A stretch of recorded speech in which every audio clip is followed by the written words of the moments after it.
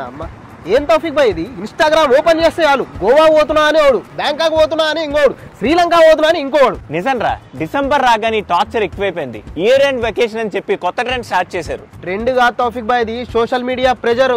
నాకు తెలియక అడుగుతున్నా, వాళ్ళకి అన్ని లీవ్స్ ఏడ దొరుకుతున్నాయి? ఏం లేదురా, మోస్ట్ ఆఫ్ ద కంపెనీస్ కి ఇయర్ ఎండ్ షట్ డౌన్ ఉంటుంది.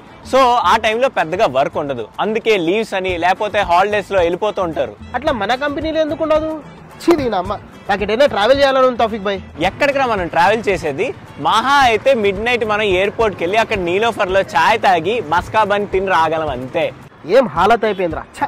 జాబ్ చేస్తున్నామన్న మాటే గానీ ఒక ఎంజాయ్మెంట్ లేదు, పాడలేదు.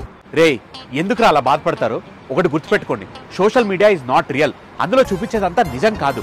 ఆ ప్రెషర్లోకి వెళ్ళిపోయారంటే మైండ్ పాడైపోతుంది, లైఫ్ హెల్ అయిపోతుంది. అసలు ఇయర్ ఎండ్ వెకేషన్ అనేది పెద్ద ట్రాప్ రా. ఈ హోటల్స్, రిసార్ట్స్, ట్రావెలింగ్ కంపెనీ వాళ్ళు క్రియేట్ చేసింది. అందులో మనం ఎప్పుడు పడకూడదు. అసలు నాకు తెలియక అడుగుతాను రా, ఈ ఇయర్ వెళ్ళకపోతే కనుక గోవా ఏమైనా గల్లంత అయిపోద్దా, బ్యాంకాక్ ఏమైనా బంద్ అయిపోద్దా? So chill, relax. ఇప్పుడు కాకపోతే నెక్స్ట్ ఇయర్ అయినా వెళ్ళొచ్చు. థ్యాంక్స్ అన్న, నీ మాటలు వింటుంటే జర మనసు నిమ్మలంగా ఉందన్నా. అవునన్నా, నువ్వేంటి ఇటు వచ్చావు? అది ఏం లేదురా, నేను రేపటి నుంచి లీవ్, ట్రిప్కి వెళ్తున్నా, మీకు చెప్పెళ్దామని. అమ్మ ఇదే కట్ ఇస్తానా?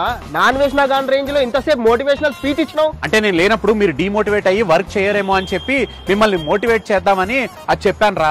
నేను ముందే అనుకున్నా, ఏంటి పెద్ద మనిషి రేలంగ్ మావ ఇలా కబుర్లు చెప్తున్నాడని. ఇంతగా ఎక్కడికి వెళ్తున్నావు అన్నా? బాలి. నీలా ఉత్త బలిసిన వాళ్ళు పోతారా? Ready nonsense. అడు తౌఫిక్ భాయ్, నవ్వుకోండి, బాగా నవ్వుకోండి.